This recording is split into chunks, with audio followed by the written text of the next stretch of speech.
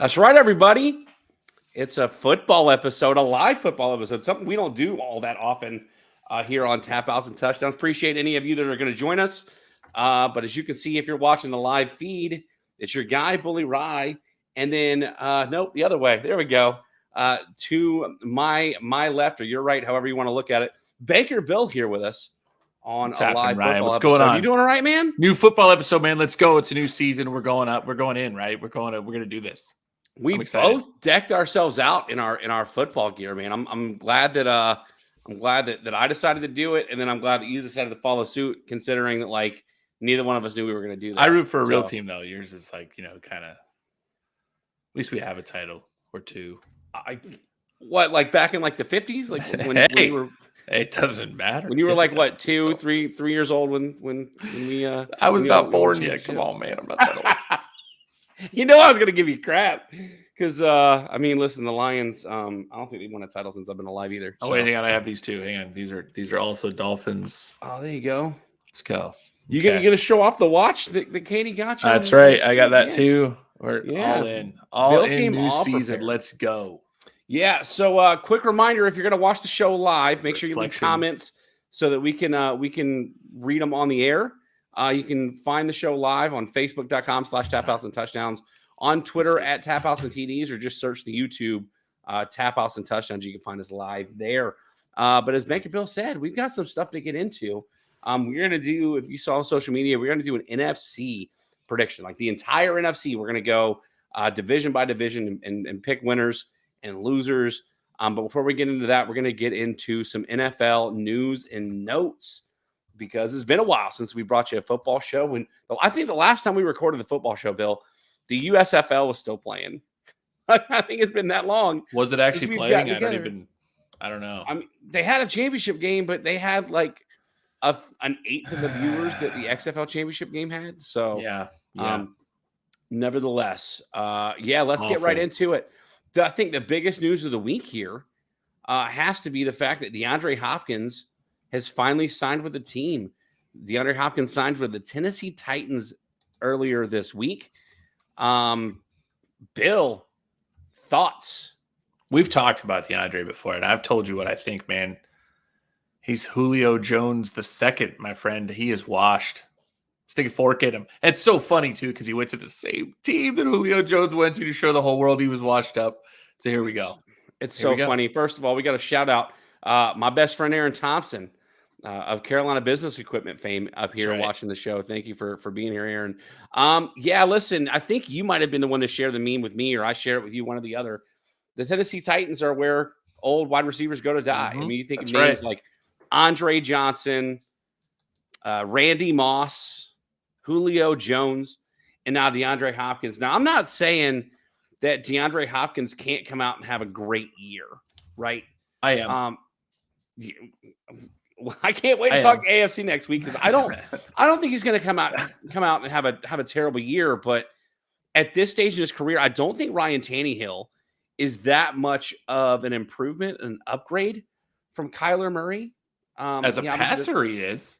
Yeah, but I mean, as far as like the mobility goes, like Kyler's obviously known for his mobility, and Kyler was able to get the ball to Hopkins for the first little while that he was in Arizona. But at this point in his career, I mean, we don't know if Ryan Tannehill is going to be the starter in week 1.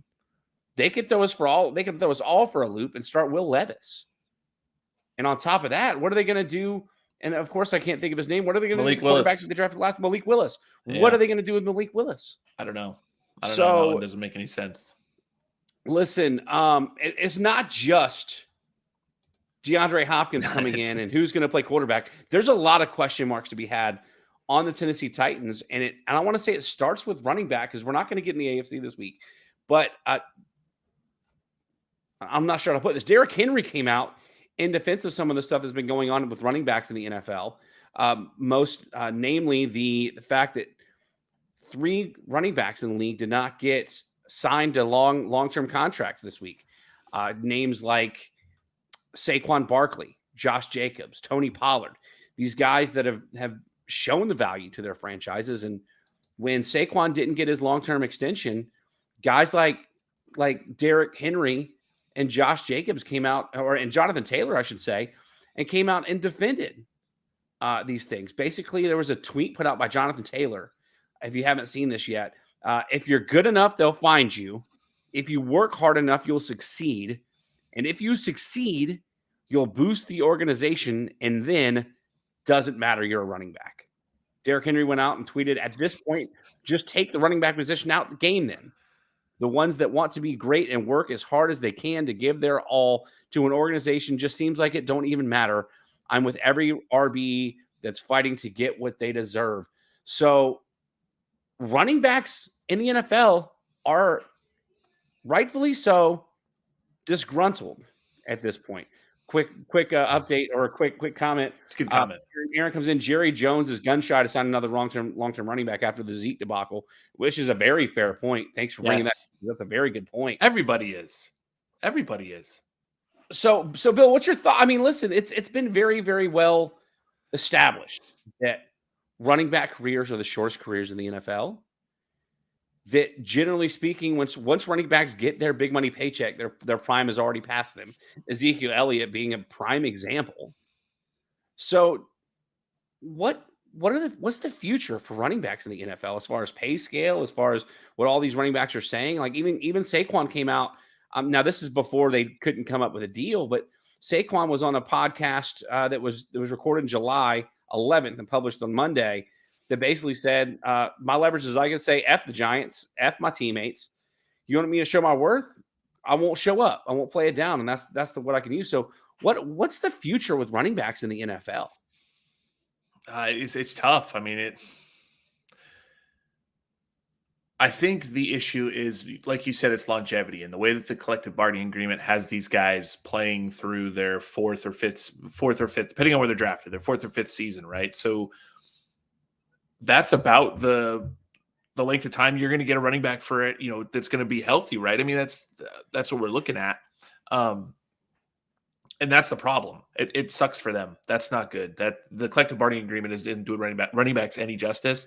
There is a statistic that I heard actually today that Saquon Barkley made Daniel Jones a better quarterback. When Daniel Jones is playing quarterback and Saquon Barkley is in the offense, he's got a 91 passer rating. When he is not in the offense, his passer rating is 77. Other running backs like Dalvin Cook actually makes his offense worse, his quarterback worse. Kirk Cousins, when Dalvin Cook is in the game, is a 98 passer rating. When he's not in the game, it's a 107. So he's better without having to worry about Dalvin Cook. I don't know why that is. Yeah. The other one is Joe Burrow. Joe Burrow has Joe Mixon. Joe Mixon's a great running back, right? A very, very good one, right? Joe Burrow's passer rating is exactly the same when Joe Mixon is in or out of the game. So why bother paying that guy? It doesn't affect your offense. Your passing yards is how you win games at this point. So running backs, I don't care how whiny they want to be just because they run the ball, from time to time, 20 sometimes a game. I don't care. Like, you don't change the game as much as I think you used to. Maybe it was that you used to, because it used to be you establish a running game, you win games, control the ball, you win games. Now with these electric wide receivers, these fantastic quarterbacks that can score on any single play, you just can't control games like that anymore. The value just isn't there. It doesn't seem like it's going to be there. I also think there's an issue with offensive linemen. Obviously, the offensive lines aren't as good as they used to be either, right? So it's harder for these running backs to actually, do as well as they used to. But at least control the game. I don't.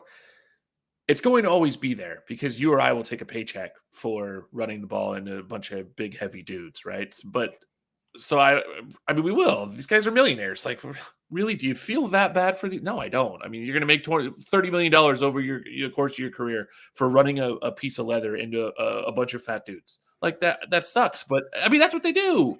There's nothing else. I mean, running between those, it's great. You're good. Like, that's it. Like, I just don't feel bad. I don't feel bad. It's not the collective bargaining agreement. I'll go back to that. That's what's hurting these guys. They just don't have the longevity in the NFL. They're not going to, because the wear and tear of actually playing the game in their position, and that's hurting them. Maybe that needs to be changed for a specific position, but right now, that's what you're going to get out of it. Well, I want to touch on that, but real quick, if you're watching the show live on Facebook, YouTube, or Twitter, make sure you leave some comments so we can read them on the air. We are getting some good interaction. I got another buddy of mine, Jason, listening from the shower. So that's, I don't know whether I'm happy or a little should I put the disturbed by glasses it. on for that so you can't tell where I'm looking? Like, hey, exactly. There you go. And then Aaron comes in with a good comment. Sitting out as far as the running back situation isn't the answer. Le'Veon Bell taught the league sitting out wasn't the right answer. Effectively ended his career. In his career, it says a double-edged sword is definitely unfortunate for running backs since they do have such a short shelf life. Listen, you're gonna every now and then you're gonna get a guy like Todd Gurley, like Trent Richardson, like Derrick Henry, who can have 4 to 5 remarkable years from a running back position. Ezekiel Elliott. I mean, you got to think even dating back, Sean Alexander, Steven Jackson. There are big guys who can take poundings, for long periods of time in this league. But at the end of the day, the majority of the shelf life on these running backs is not that long. I don't think we know the right answer. I mean, I forgot to mention with all these guys didn't get a contract extension. Guys like Dalvin Cook and Ezekiel Elliott aren't signed to a team, and Leonard Fournette was working out for the Patriots this week. Like Dalvin Cook is still got some really good years ahead of him. Wants $8 million. Well, listen, it's too much. Ezekiel Elliott is the argument that I can go the other way with. If my co-host of the Cat Cave with Michael Davis thinks that Zeke would be a good addition anywhere. I think Zeke is done. I don't think he needs to sign with a team. I don't think he's going to sign with a team. I don't know if Dalvin Cook needs to hold out for $8 million. I think he could get a 2-year, $8 million contract, per year to prove that he's worth that $8 million. Beyond that, I don't think you're going to get it.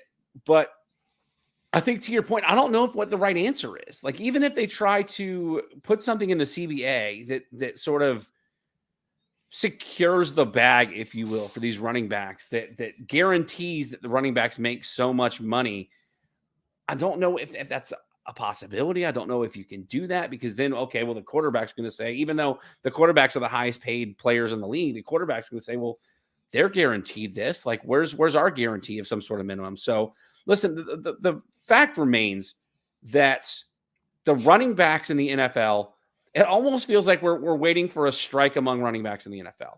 When you've got names like Jonathan Taylor, Derrick Henry, Saquon Barkley, all talking about, listen, we're willing to back whoever it is that wants to sit out and do whatever the case is. It doesn't matter because there are 30 guys in the XFL that'll take their spot. It doesn't matter. Matt Buck coming in. No, it's not college football talk. You're it here could be NFL talk. Go Gators. Listen, if you stay through to Homer's Corner, we're going to be talking a little bit of college football that you might enjoy. So stick around. Another part of Homer's Corner that I wanted to talk about was the Gators recruiting right now, Ryan. I mean, number 3 class for 2024. That's what I'm talking about. But anyway, continue. Yeah, I mean, listen. You say there's 30 other guys that are willing to run the ball in the NFL, but it doesn't change the fact that none of them is going to be as good as some of the top tier guys. And again, like, you can't see it. If you're not going to be able to produce, listen, you can say all day that the passing game and electric wide receivers, they're what win football games now. But if you become one-dimensional, defenses will become one-dimensional. They will stop your pass because they don't feel threatened by your running game. And we've seen it time and time again. When you've got a guy throwing 50, 60 passes in a game and you lose because you don't have the balance, and you get balance with guys like Saquon, Dalvin Cook, Tony Pollard, guys that they. But is the gap big enough? Is the gap big enough between 4.6 yards and 4.2 yards? Is it big enough? Here's my problem. Running backs always get signed on rookie deals that are small, but their rookie deals are where they produce the most. Yeah, that's the problem. And they're going to be 4 years locked up right away, and that's almost their entire career. Yeah, and it's different when you had Sam Bradford getting a guaranteed contract that all but changed how rookies could get paid. Sam Bradford was the poster child of why you don't pay rookies big money. It actually was why they changed the collective bargaining agreement. The owner said we can't do this anymore. And so I feel like you have to do something to protect running backs because of how short their career is. Just because, again, yeah, like you said, they're making millions of dollars, making more money than we're ever going to see. But when you talk about like not getting a return from the investment, the running backs aren't getting the return. If they're breaking their bodies for their minimum rookie salaries and never getting paid again, like what's the point? What's the point? Emmitt Smith played for how many seasons? The dude still walks around and he's made millions. Listen, breaking their bodies. If the reason Barry Sanders retired early because he was tired of getting beat up. You switch Emmitt Smith and Barry Sanders. Emmitt Smith may not be walking right. Barry Sanders is the all-time leading rusher. I'm trying not to roll my eyes, Ryan. I'm trying for millions of dollars. Would you walk with a limp? I would. I'd walk right to my yacht and hang out with my friends. And stop. And you'd ask your friends, I wonder what the poor people are doing today. You're not going to make me feel bad for these guys. Exactly. It's not. Yeah. You're not going to make me feel bad for them. You know what? You know what their problem is? Their problem is that Daniel Jones, who is a crappy quarterback, is getting paid $40 million a year. Blame the New York Giants for that, not Saquon. But I mean, that's awful. That was a terrible sign. And that's what made all these guys upset. We'll get the chance to see if that winds up being the case this season. Something else we'll get to see this season, some new uniforms, some new jersey combinations, some new helmet combinations. I'm excited about this, man, because the NFL finally dropped that one helmet rule. I saw the Seahawks throwback today. Geno Smith wearing it. I mean, obviously we've seen it before when we were kids, right? But it's still cool. Like I'm excited to see that. And then that Browns. Woo-hoo. Listen, I'm not a fan of the Browns, and when we talk AFC next week, I really get to take the dump on them that I want to take. Has a nice logo now, though. Yeah, their logo is cool, and I think we talked about that on the show as well. Mm-hmm. We've got a lot of new uniforms or a lot of throwback uniforms we're going to see this year.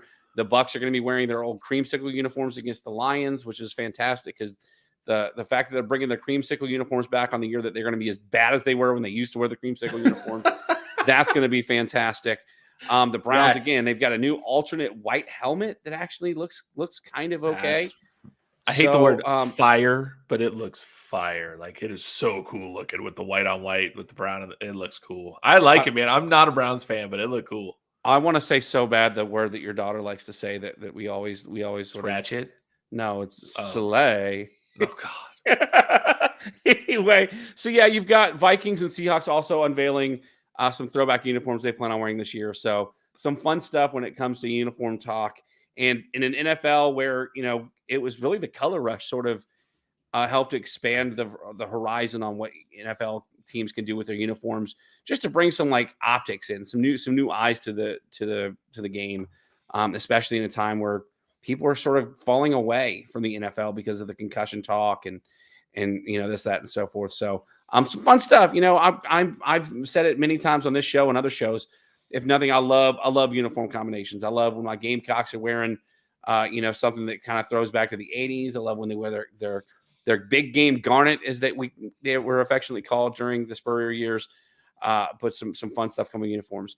Bill, I'm going to take a quick break and talk about one of our sponsors before we get into our 2023 NFC predictions. And if you watch the wrestling show on Monday, you know what's coming. That's right. Carolina Business Equipment with offices in Charleston, Greenville, and Columbia, and Florence. Carolina Business Equipment can supply your copiers, computers, and printers anywhere in the state of South Carolina. Call my best friend, Aaron Thompson, who's actually been on the show a good bit tonight, at 843-452-8761 for a quote today, and make sure you tell him that Ryan from Tap Outs and Touchdowns sent you. Carolina Business Equipment, you worry about your business, let us handle your technology. I'm getting a hang on these like live reads, Bill. I kind of like doing them that way. That's pretty good. Instead of the pre-recorded. That sounded just like the recording. Ads. Didn't it though? That's how you didn't say your real life best friend. I didn't say my. Yeah, that's right. Yeah.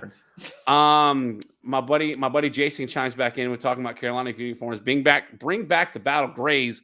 I am not going to argue there. I loved those Gamecock unis. Let's get into it.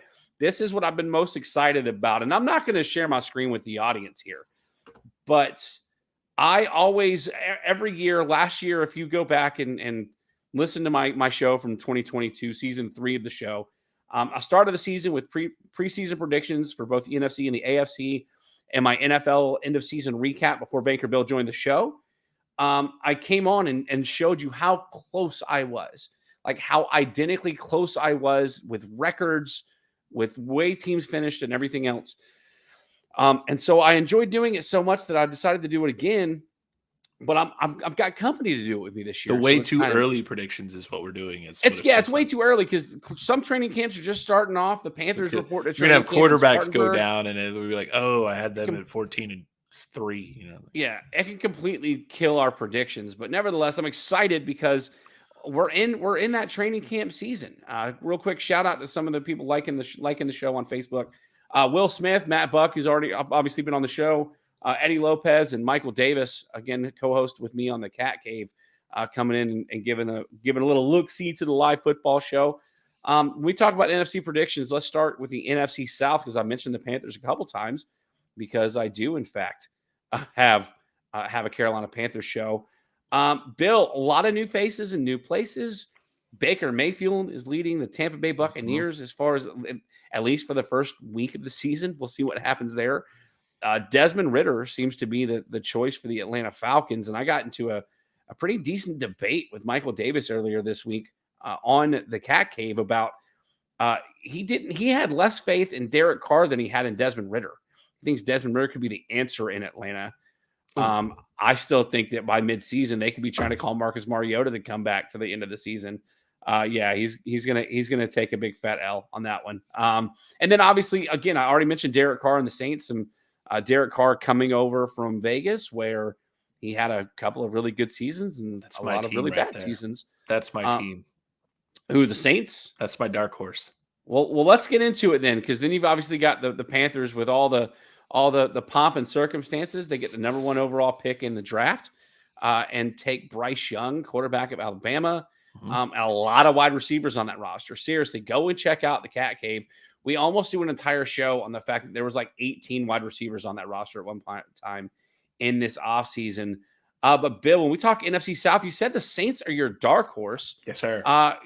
Elaborate on this. Tell us what you're thinking about your dark horse for the NFC South. Well, I'm a really big Derek Carr fan, and I think he's going to be huge for that team. I don't think they're that bad, and I think there's enough roster talent there. I mean, all I have is like visions of him throwing to Olave all day. It's just going to be so nice and so good, and I think they're going to be. Actually, it's funny because I went through the entire schedule and I kind of shot from the hip the entire time. And I wanted to go back and change the Saints record after I stopped and finally tallied up and went, what? Because I have them way better than I probably should. But that division is terrible. Oh yeah, it's bad. And with a rookie quarterback, I have an issue with the Panthers. The Panthers are loaded up. They're going to be much better. And I don't think, well, not much better. I think they're going to be about the same as they were last year. But I think you're going to struggle with a rookie quarterback early. And then it'll get better.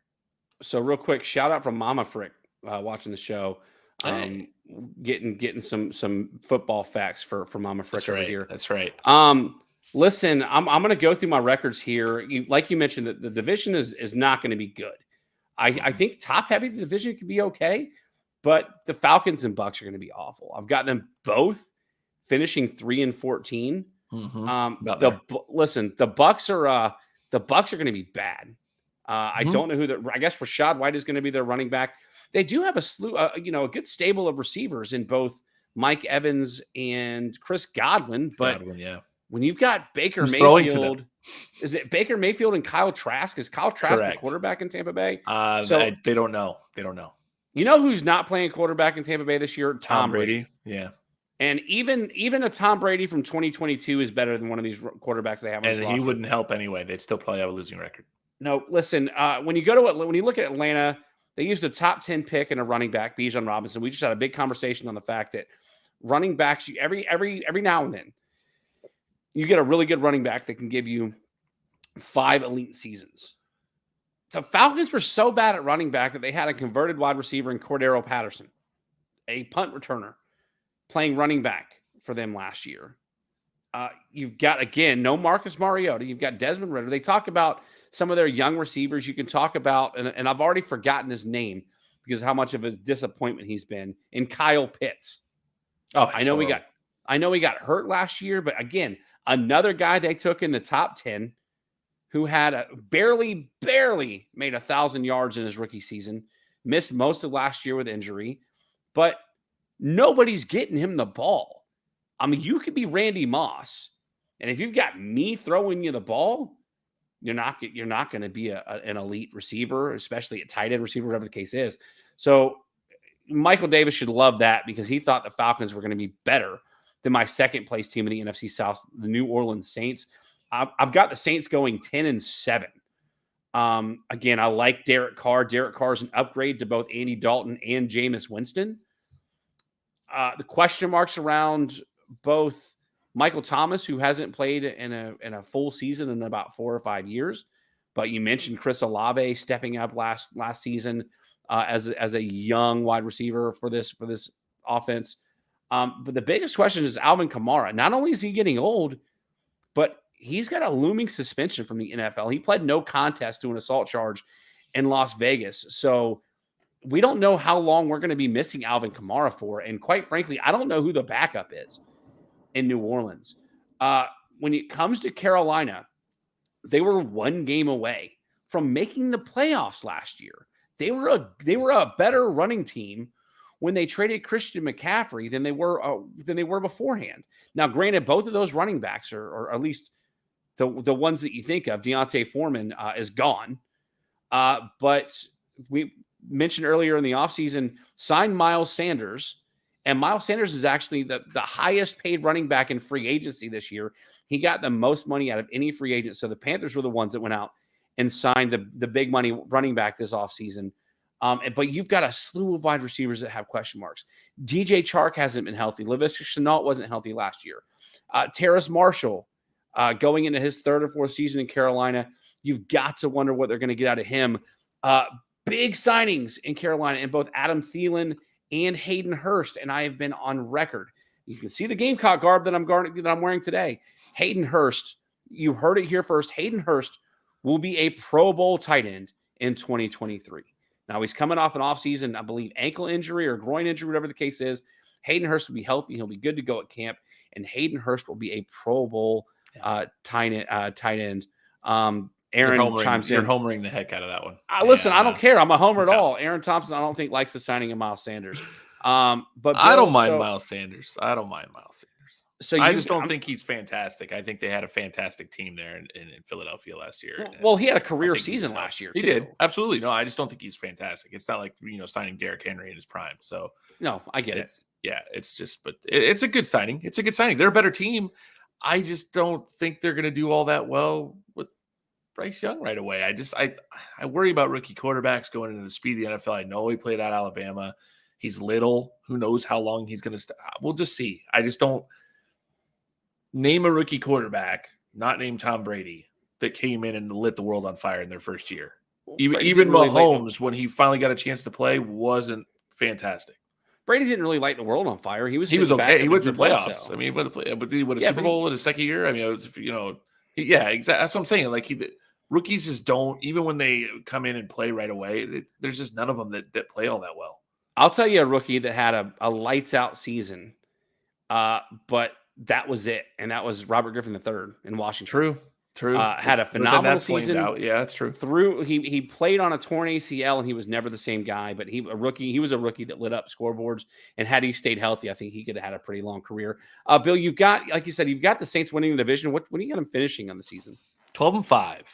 12-5. So yeah, that's a little high. I think I wanted to go back but I was like, nope, I'm going to stick with my original. Like, as I went through the games, I thought who's going to win, who's going to lose, that kind of stuff.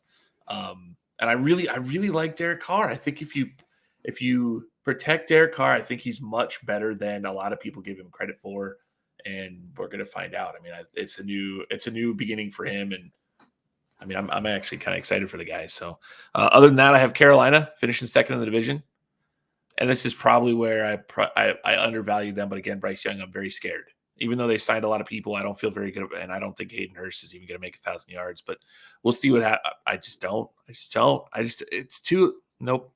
But I have them at 7-10. 7-10 in second place. Yeah. Well, they're playing a little bit better schedule than they did last year because they finished second in that division. So it's the schedules that really lined up weird. The schedules seem really easy in certain situations and then really hard in others. I have Atlanta at 4-13. So they're going to stink. And then I have Tampa Bay as the worst team in the NFL at 1-16. Nice. I can't figure out. I think they beat Houston in their schedule. I think that's why. Because Houston's also equally awful. There's like three teams that I have that have 1 or 2 wins. Yeah. I mean, listen, it makes sense. I mean, it's hard to go winless in the NFL, but my Lions have done it. Was it 1 of 2 teams? 1 of 2 teams that have done it? Or is it just one? The Browns did it too, didn't they? I think the Browns lucked out and didn't do it. Did they get one? Miami had a 1-win season. I remember it. It was great. So, just real quick to touch on it one more time. We talked about Bryce Young needing to stay upright. He needs a security blanket. He's got 2 of the best security blankets in the NFL in Adam Thielen and now Hayden Hurst. Thielen's a little long in the tooth for me. I'm not feeling that he can get open like crazy. He's been okay. Another year. We'll see. There's too much to speculate there. Carolina could be really good if Bryce Young's really good. I just don't see it. I just don't think rookies adjust quickly enough to the NFL speed, regardless of what league they come out of, even with the SEC speed. I just don't see it happening. I can't wait to talk about this halfway through the season. Oh, me too. It's going to be fun. I mean, that's what makes – this is why we watch the game, is because we speculate on these players, and there's that jump. You don't see this with any other sport. You don't see it with baseball. You don't see it with basketball. You don't see it with – I mean, you kind of do with basketball because they come out of, the one-and-done players that are they going to play well? I'm not a big NBA fan, but that's another story. But I mean, we look at this all season and all off season, and we speculate on players and what they're going to do and how good they're going to be and all that kind of stuff. I just don't feel like you get a tremendous amount out of rookie quarterbacks. Now, other positions, yes, there are other like corners come in, they go crazy. Wide receivers recently have been going crazy as rookies. I don't feel great about. I mean, even Joe Burrow, who looks like he's going to go on to have a Hall of Fame career, was kind of a disaster as a rookie. I wouldn't say Burrow was a disaster. He got hurt, but he wasn't good. Offensive. He was basically David Carr back there his first season. Like, but it still wasn't good though. It doesn't matter. Like I just feel like it's so difficult to see the game like you're used to seeing it. It's so new to these guys because everything is so much faster. The defenses are so much more complicated, and even like the protections are completely different in college versus they're not used to any of that. And so I just feel like, rookie quarterbacks struggle because their head's swimming for at least, half the year. Well, make sure you stay away from him in fantasy football. I'll take him in like the 14th round. Yeah, I'm not going to get anywhere near that. Especially my last round keeper league. I'll take him late. Let's move on here. The NFC North. I've been as big of a homer as I can be about the Carolina Gamecocks. I'm going to be a bigger homer here too in the NFC North, the division that hosts the Detroit Lions, Minnesota Vikings, Green Bay Packers, and Chicago Bears. Bill, how do you see this division panning out here? You're going to be mad at me. No, I'm kidding. I see 2 really good teams in this division. I think there's 2 really good teams, and they finish with the same record. Yeah, I see Minnesota and Detroit tying for the division title. I didn't look at the tiebreaker to see who beat who. I think I have them splitting home and home. I just think they're 2 very good teams. I think Detroit's very good. I think Minnesota's very good, and I have them both at 12-5. I like it. Yeah. I have Chicago. Will Justin Fields figure out how to throw the ball? Nope. Yeah, I kind of agree with that. I have them at 7-10. He is a good running back, though, and that maybe he should be paid like one. Or a slot receiver. You never know. And then I have Green Bay. I don't know what they're thinking up there that Jordan Love is going to be. I have no idea. I have Green Bay at 2-15. Oh, that makes. They don't have happy. Wide receivers. They don't have a quarterback. Their defense is okay. Actually, it's pretty good. It's decent, but they're not going to score. Jordan Love, no. Well, it may be disappointing for you, but we've got basically the same division the way it breaks out. Real quick, my best friend, big Lions fan. Lions didn't lose a game in the North last year. I think we lose one to Minnesota, but sweep Green Bay, and I think he meant Chicago. Yeah, I'm right there with you because like Baker Build, I've got the division panning out the same way. I've got the Lions at 12-5 as well, but I've got the Vikings at 11-6, so the Lions will win the division outright. I'm with you, though. I've got the Bears at 5-12 and the Packers at 4-13. Listen, we talked to a Packers fan on the cruise that we went on who thought they were going to be just fine, if not better. I've heard Packers fans think they're going to be better with Jordan Love. I've seen Bears fans that are screaming, we're actually going to win the division. Like in Madden? Like are you playing like a fantasy football on your phone? Like in what world do Bears fans think that they are going to win this division? Listen, the Vikings, I think, won more close games in the NFL than anybody did. They did. Generally speaking, the following year, when you win those kind of games, you aren't winning them again.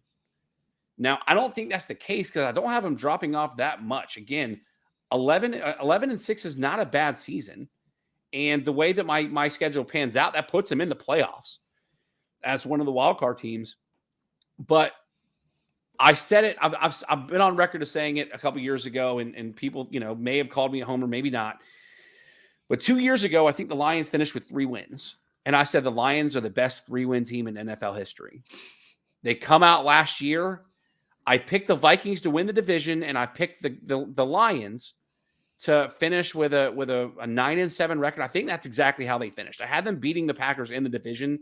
I think they ended up tying the Packers or beating the Packers in the division. But they're going to continue taking that next step. Now they're going to miss Jameson Williams for the first few weeks of the season because of that stupid suspension for gambling. But they're going to have Aiden Hutchinson. Mm-hmm. They got a brand new running back in Jahmyr Gibbs. No longer are we going to have to worry about how many games we're going to get DeAndre Swift for because he's been shipped off to Philadelphia. Amon-Ra St. Brown is your new Cooper Kupp. I mean, the Lions are stacked. They got rid of TJ Hawkinson and they reloaded at tight end in the draft. The Lions are going to be a good team.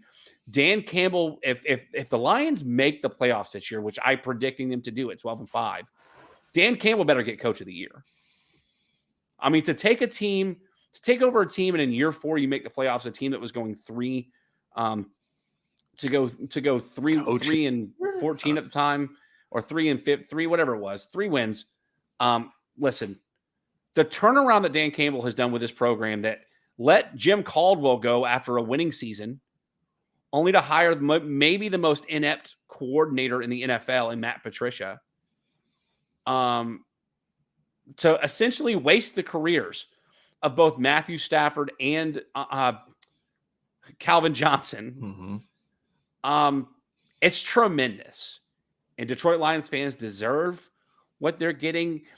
They have had to deal with. Let it happen first. Nothing has happened yet. You can say it hasn't happened. It's happening. I think that the Lions were a game out of making the playoffs last year, just like the Panthers were. Listen, I'm telling you right now. I think that's what I have too, Aaron. I think I have them sweeping the division. The division is terrible, other than Minnesota and Detroit. Yeah, it's super top heavy. Detroit. Aaron said he stood corrected. They did lose to Minnesota, but they beat Minnesota towards the end of the year, so they went 5-1 in the division. Yeah, I think that's what I have. So, nevertheless, we both got the division identical. We've got the Lions winning with the Vikings right behind them, and then both the Bears and the Packers being absolute dog feces, if you will. Yes, horrible. Listen, again, the Lions deserve, after so many years of having to watch Aaron Rodgers beat the crap out of the Detroit Lions, they finally get a year where the Packers are going to be terrible. The Lions, barring injury, are going to be a great football team. And it's good. It's good. It's going to be good in Detroit Rock City. Let's move on here to the NFC East. Your dad is probably going to be wondering how we've got this playing out. I can't get Dad to watch this on the podcast though. Thanks to Dad for that one. Listen, in fairness, like I don't know if he knows how to use a computer though. I was going to say I love your dad. You know I do. I don't know if he knows how to pull up a Facebook on his phone. Much less pull up a computer. No, he does. That's horrible. I'm not sure you know how to find it though. Where's the YouTube? Yeah, YouTubes. The YouTubes.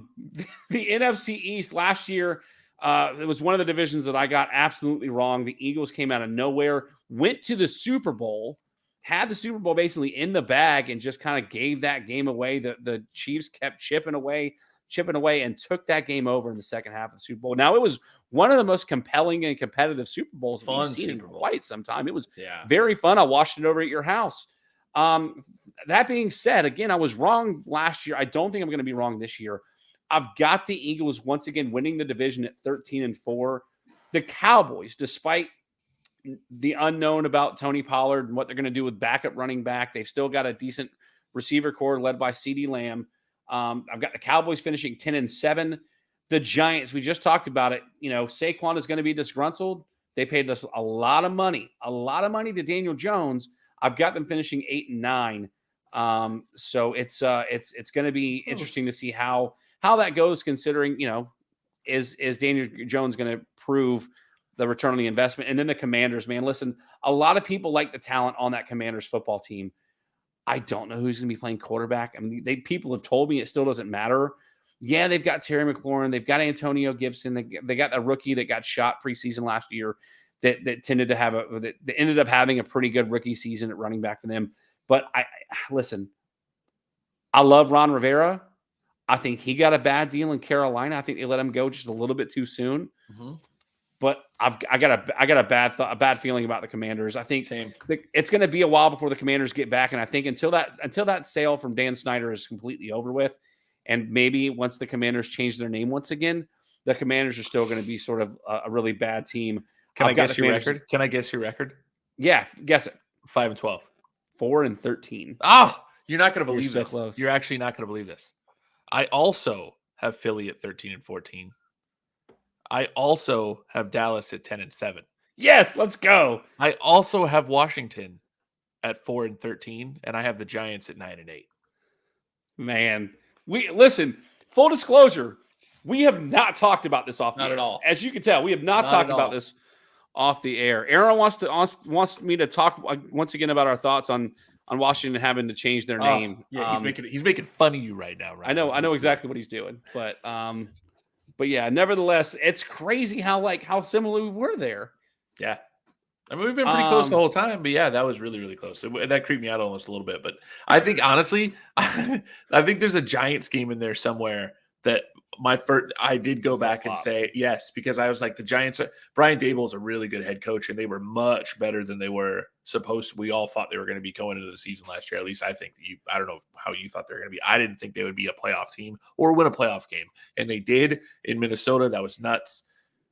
I had to give them the benefit of the doubt. I know Saquon's upset again, and he needs to be there. And I heard that he might even sit game number 1 out, and I'd have to look to see if I have them winning or losing game number 1 to see if that is going to matter to me. And I don't. So I have them losing game number 1, so it doesn't matter to me. So I still think they're going to go 9-8 even after that when he comes back. But yeah, I think I had to give them a benefit of the doubt, so I went 9-8 with the Giants. But that keeps them out of the playoffs anyway. So I guess for most people that's unsuccessful.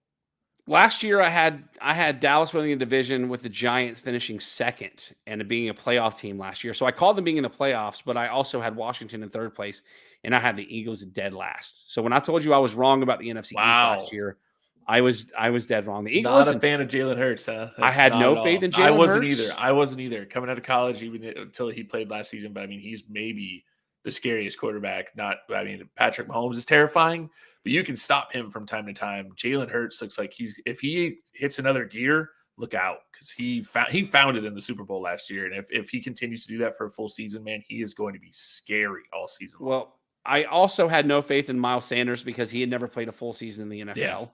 Yeah. I think this was prior to them trading, or it was maybe right after they traded for AJ Brown, and I said I didn't think it mattered. Me either. I didn't either. That didn't make much of a difference to me either. It was Jalen Hurts' ability to throw the ball is something that I never thought we would see out of Cam Newton. And therefore, I think Jalen Hurts is going to have a more successful and better career than Cam Newton did. Yeah. And people are going to... He's not a running quarterback anymore. He's not. He's a throwing quarterback now, and that's what he is. Yeah. But if he needs to take off, he's got run. Speed. Yeah. That's I mean, we didn't see it. We never saw it before. He didn't do it in college. He got benched for 2 a little bit in college. He got benched for 2 at Alabama. And then he was pretty good at Oklahoma, where everybody's been good at Oklahoma. Kyler Murray was amazing at Oklahoma. Baker Mayfield won a Heisman. In Oklahoma. Everybody was fantastic in that offense. So we didn't see it.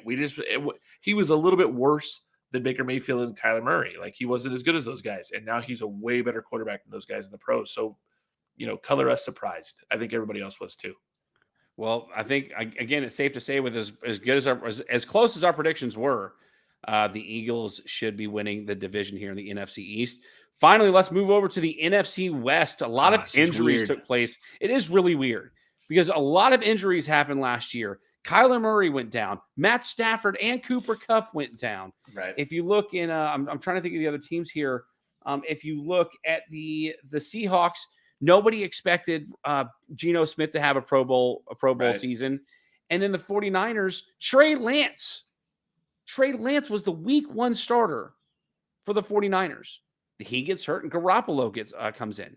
Garoppolo gets hurt, and now Mr. Irrelevant becomes the hottest quarterback in the NFL. He gets hurt in the playoffs of the NFC Championship game.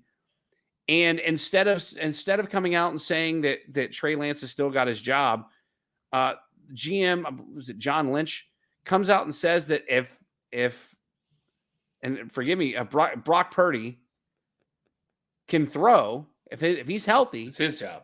It's his job. Yeah, it should be. So I agree. And what's funny, I also saw a quote earlier today. Somebody asked Sam Darnold why he decided to go to San Francisco, and his response was, "Well, the receivers are open."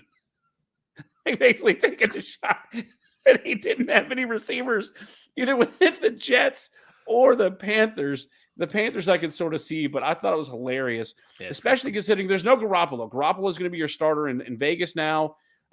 We're still the jury's still out on what happens with Trey Lance, but Brock Purdy, again, he's already been throwing in the offseason from the Tommy John type surgery that he had. So all signs are going to point to Brock Purdy taking over a team that played for the NFC Championship last season. Bill, give us your predictions on the NFC West. I have them being pretty good again. I think that that defense is still scary. Like, does anybody think the San Francisco defense is going to be really good?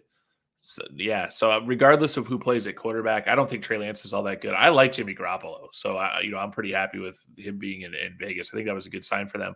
But I have San Francisco going 11-6 with Brock Purdy at quarterback. Isn't fantastic, but does lightning strike twice? Brock Purdy's not going to go nuts, I don't think, like he did last year. They'll eventually figure him out. Second in the division, I have Seattle. I wonder if they're going to be better than this, but I have them at 9-8.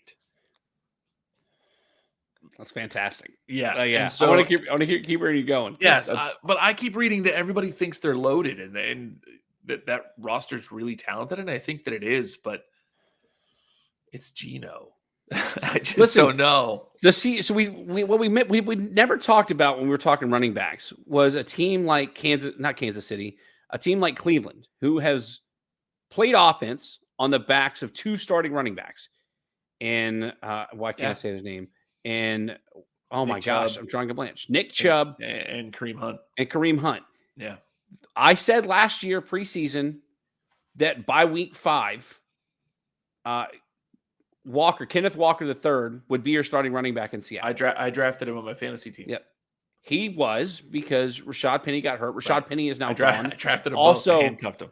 Also in Philadelphia. Right. And what the Seahawks do, they went and drafted another running back. So the Seahawks are trying to build off the strength of the running game, and they see what Cleveland is doing by getting 2 starting running backs. And so that's what Pete Carroll wanted to do.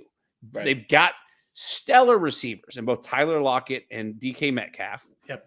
And go load up with a couple of star running backs. Again, like I mentioned earlier, have the balance of the run and the pass so you don't know what's coming, and launch the ball over the field. Listen, my question mark has to go with the defense of Seattle. But I'm right there with you, Seattle 9-8. I love that pick. Speaking of which, Aaron made sure that I couldn't get Kareem Hunt in our fantasy draft last year because he drafted him. I'll explain it later. Walker. Yeah. What did I say? Yeah. Kareem Hunt. He made sure that I couldn't get Walker. All right. So you've got the Niners and Seahawks. He got finished in that division. I have the Rams, and I feel like we get some healthy players back there. I think they're 2 years removed from that Super Bowl run, and people get old. So at least quickly, I have them at 8-9. Okay. So a close third. And then Arizona's a dumpster fire. I have them at 4-13. We were so close. All right. We're not trying to tie here, right? No, we're not. I've got the same order. I've got the 49ers sitting at 13-4. I've got the Seahawks at 9-8. Okay. I've also got the Rams at 9-8. Okay. Again, 2 years removed from a Super Bowl. Yeah. The problem is that, again, their defense is older. Yes, we saw everybody on that team. Yeah. All their stars on the team got hurt last year. Bobby Wagner's gone. Jalen Ramsey is gone. Right. A lot of I forgot. Yeah. So a lot of guys on that defense are not there anymore. Yeah. We didn't think that Sean McVay. We didn't think he was coming back because he sort of took a leave of absence, and it was all like, well, this team kind of took a nosedive when we lost Stafford and not to mention we don't know what they're going to do with Cam Akers. But nevertheless, again, healthy running backs, healthy receivers. Matt Stafford back. They've got a shot. Tyler. Tyler comes in completely against what we're saying. The Rams go 4-13. Stafford's not going to have a bounce back season. I mean, that hurts me a little bit because he's your boy, right? Being a Lion for that long, and I feel like he's too much of a gunslinger to not be pretty decent. And as long as Cooper Kupp can get open, I think they're still going to be pretty good. Cooper Kupp was the best receiver in the NFL. Exactly. I'm seeing from the fantasy predictions that I'm seeing, people are drafting Cooper Kupp in the top 5. When I get I'm about to do my draft order for my main league here soon, and depending on where I wind up in that draft, if I get the back half of the draft, as far as draft order, like somewhere 6 through 10, I'll keep Cooper Kupp as my first round pick, and I won't feel bad about it. No. But yeah, so I've got the Rams finishing at 9-8, and then the Cardinals a little bit higher than you. I've got them 6-11. I think they're going to start off slow because we don't know the health of Kyler Murray. Kyler Murray's terrible. But it doesn't matter if he's good, if he's healthy or not. Listen, he's terrible. The Cardinals are also good for winning a couple games that they shouldn't win. They do have some good players on defense. Yeah, that probably won't they be back should be year. 2-15. So I'm going to leave them at 4-13. Listen, I think they could win 6 games. I mean, right now that's +-2 is not that big of a gap. Right now, that's the biggest difference we have is the fact that I've got Arizona winning like 3 or 4 more games than you've got them winning. So, but nevertheless, so Bill, I don't know if you've done it, but I'll do it for myself at least. From the NFC predictions, my NFC playoffs look like this. The 49ers are going to be the 1 seed at 13-4, and they'll get the bye. Your other division winners hosting playoff games will be the Eagles at 13-4, the Lions at 12-5, and the Panthers at 11-6. And your wild card teams are going to be the Vikings, the Cowboys, and if you can believe it, the New Orleans Saints at 10-7 will be your playoff teams out of the NFC. For me, Bill, I'm not going to try to ask you to do it on the spot. I think I can. I think I can. I mean, listen, Philly, if we had the same records, the 1 seed. I think I have Philly is the 1 seed. Just make sure I'm in the right zone here. Philly is the 1 seed. I've got Minnesota and Detroit getting in at 12-5. San Francisco in at 11-6. That makes 4. Dallas gets in at 10-7. And then there's a few teams here. I think it's Seattle and the Giants at 9-8. So I think those are my close. 7. Yeah, and off the air, we'll go back and look at your tiebreakers, and we'll throw those in there for you too. I think that's 7, right? And I don't have anybody else at 9-8. The next team is at 8-9, so that would be my 7. There you go. The Giants do make it in. They sneak it in again as the 7th seed at 9-8, and go and knock off a 2 seed. How about that? Tyler could probably attest. I am a huge spreadsheet guy, and so I've got this huge Excel spreadsheet where I'm keeping the stuff up. So it'll be fun to go back and watch it. Going forward, we're gonna take our last break to talk about our last sponsor, and then we're gonna get into Homer's Corner to close out the show. If you've never listened to Homer's Corner, you're in for a treat because Homer's Corner is our segment where we just get to talk about whatever we want to, whether it's football, baseball. I get heated. And so we come in hot. But before we get into Homer's Corner, let's talk about our final sponsor in One Stop Repairs, established in 2008. One Stop Repairs in North Charleston, South Carolina, is your one-stop shop for all your electronic repair needs. Specializing in cell phones, tablets, computers, laptops, and game consoles, One Stop Repairs offers reputable and quality service with the quickest turnaround time and the most competitive prices in the Low Country.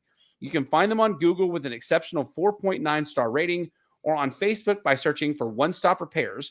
Call Zach for a quote today at 843-343-6310. That's the number 1 Stop Repairs. I'll tell you, man, I'm a pro at this point. Somebody needs to hire me to do some ad work on radio stations and whatnot. Let me call Rob Brown for the Ron Brown Show. To my point, Tyler says, good Lord, spreadsheets for days. He knows exactly what I'm talking about. All right, Homer's Corner. Is that my boy Tyler that I own in the Madden League this past week? Ooh, Tyler, those are some fighting words right there. Right there, Again, Tyler, it's right there. Homer's Corner is our time where we get to sort of talk about what we want to talk to. And I asked Bill off the air what he wanted to talk about. And he wanted to talk about horrible Madden ratings as Madden 24 there releases on August 15th. So you got a month away before Madden 24 drops. Bill, elaborate more on what you're talking about with horrible Madden ratings. Talking about the 99s that are dropping, or no? I just don't understand where they get their ratings from. Like, it's ridiculous to me. I just don't like, what guy do they pay? I thought I heard a long time ago that there was like one dude that sat in a room and like researched and came up with ratings. Now I just think, honestly, I think they look at the game from last year and they go, okay, was he better than last year? Or was he worse than last year? And like, Xavier Howard was an all-pro and has been a Pro Bowler for how many years? His highest rating ever in Madden was 86. Explain to me how that makes sense to anyone. An all-pro, that means you're one of the best two cornerbacks in the NFL that year, and he's never been higher than an 86. Like, that doesn't make it – that's first thing. I mean, that's first thing, right? Go ahead. You I was going to say, in fairness, I think Aiden Hutchinson's only got an 81 rating. I don't care about that guy. I know you don't, but you're talking about Dolphin. I'm talking about Ryan. Okay, that's fine. So they released the best safeties, correct? And ESPN came out with it. It's really weird. ESPN came out with a list of the best safeties in the NFL, and they had their list of players and all that stuff. The Miami Dolphins had the number 5 safety in the NFL on ESPN's list, Javon Holland. He was out. They didn't talk about ratings or anything like that. Javon Holland does not appear on the Madden top 10. Somebody explain this to me. Now, this was strong and free safeties. It didn't matter. He was the number 5 safety in the NFL according to ESPN. Now, granted, the number 1 was the same. Actually, no, it wasn't. Minka Fitzpatrick was ESPN's number 1. Derwin James was number 2. Now, flip-flop those for Madden. Those are the number 2 guys in Madden. Javon Holland doesn't appear there. You can't explain that to me. It doesn't make any sense. I just don't understand. I think Madden ratings are terrible, and that is exactly why I will never spend money on that game ever again. Ever again. I even think Aaron Donald, who missed most of last year due to injury, I think he was given a 99 rating for a record 7th time or something like that. Listen, I'm with you.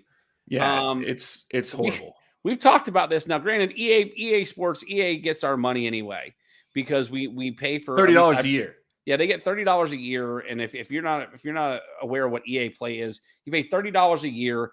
And after a while, when the game's been out for quite some time, then you get to download it for free. Basically. End of the season. Super Bowl weekend, Madden always drops in the vault for EA Play. You can get it for free. Tyler did want to mention something real quick that you can address him as Super Bowl fan. Well done. Well done. So right, fair enough. So good stuff. Listen, I'm right there with you, man. I don't realize that makes the defending Super Bowl champion. I didn't even realize that's the case, huh? I didn't. Do you remember the year that Randy Moss got the first ever 100 rating for all of 1 week after he had that Well, there's no such thing as a 100 rating. They gave him a 100 rating. I think he's the only one to ever do it. Okay, yeah, I didn't know so those. They have Club 99. So yeah, the 99 Club. Yeah. But no, yeah. he was the only person. There was some sort of it was one of those weird, crazy catches when he was playing for the Patriots with Tom Brady.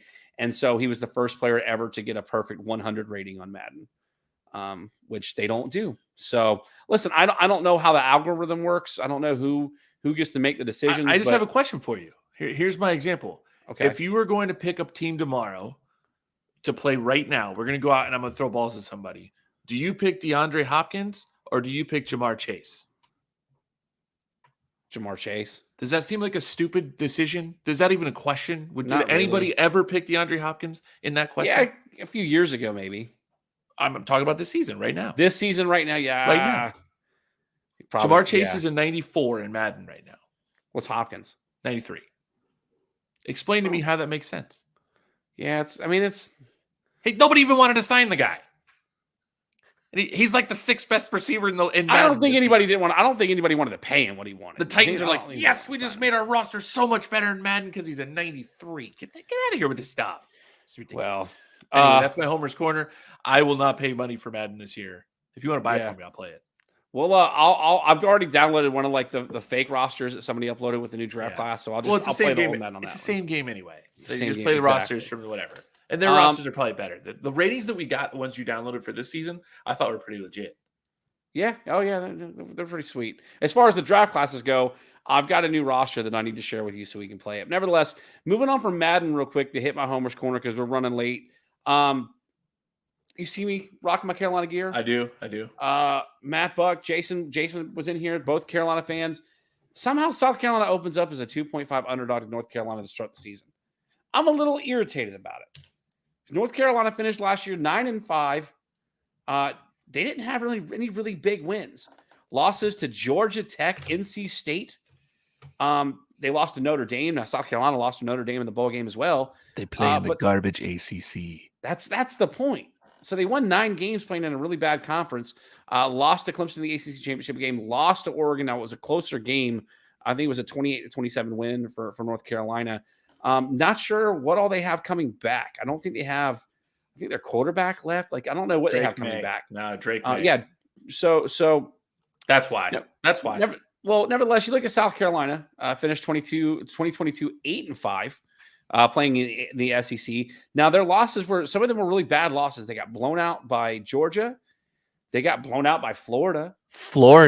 Oh, sorry. I just wanted to tell you how that was the butt whooping of the year because we were terrible. I think we played Arkansas in week 2, and that game was a lot closer when Arkansas was a lot better. Yeah. A bad loss to Missouri, but we had arguably two of the biggest wins in not only program history, but in college football last year.